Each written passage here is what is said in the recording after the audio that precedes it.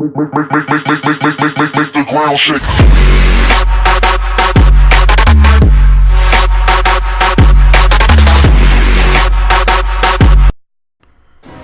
Welcome back, Pokemon fans, and this is Corpsefenn. We're going to be doing some talking about Pokemon Go.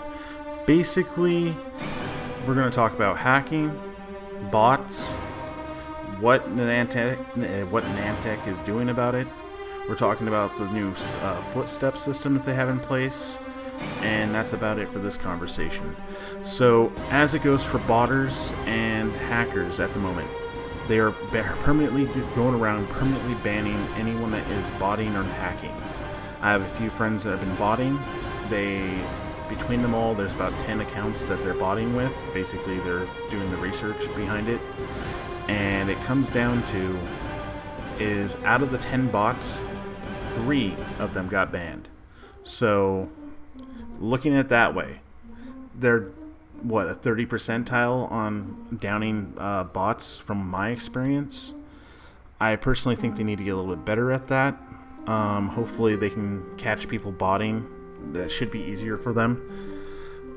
Just watch from this point on. I don't know, there's been a lot of talk that they're banning people who are using IVs scanners. They're using Pokevision type things. They're going through and they're systematically taking out all the offenders that are breaking the TOS.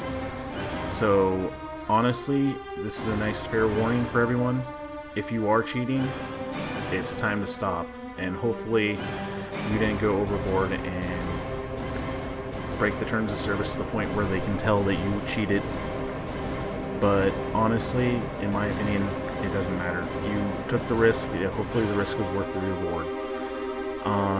That's where I personally land. As long as you weren't taking gyms with it, you weren't doing any of that.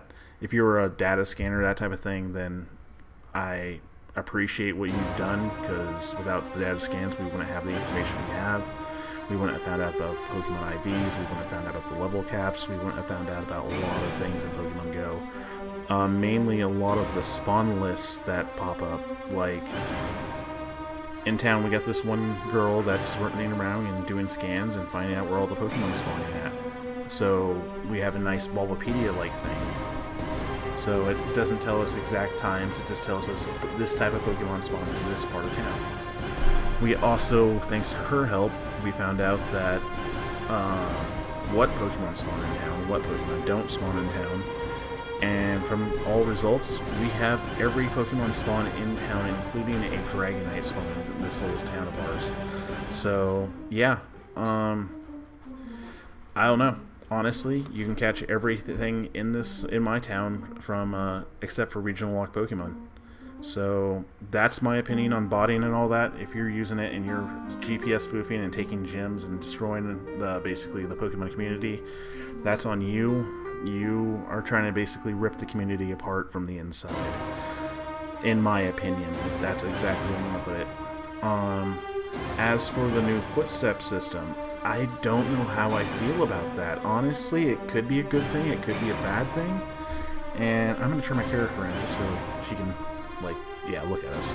But, I actually need to try it in my hands. What's your guys' honest opinion on this? Hopefully it works. Hopefully it's a good system. Hopefully it'll make people stop using Pokemon Vision perks type things. I know Pokemon Vision's closed down, but there's still other sites that are doing the same thing, and there's still other apps that do the same thing.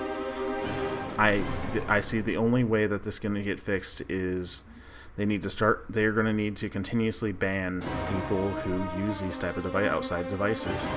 If they don't, botting, hacking, all that is like a disease. As soon as it gets root, it will corrupt the entire system.